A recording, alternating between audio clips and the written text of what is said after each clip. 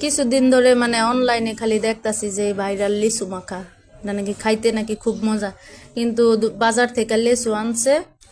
এই দেখেন লেচুর কি অবস্থা, ভিতরে মনে হইতাছে পোকা, কিন্তু এটা ভালো করে পরিষ্কার করে নিছি। এখন এটা মাখাম।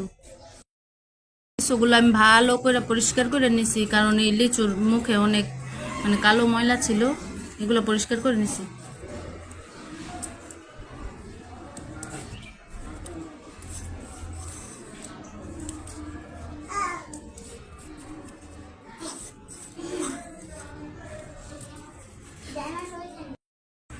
সামান্য পরিমাণে একটু গুঁড়া মরিচ দিয়া দিব। ভালোভাবে সুন্দর মতো সবকিছু মেখে নিব।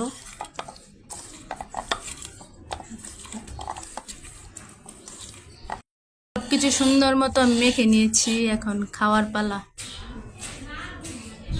কিন্তু সেই মজা।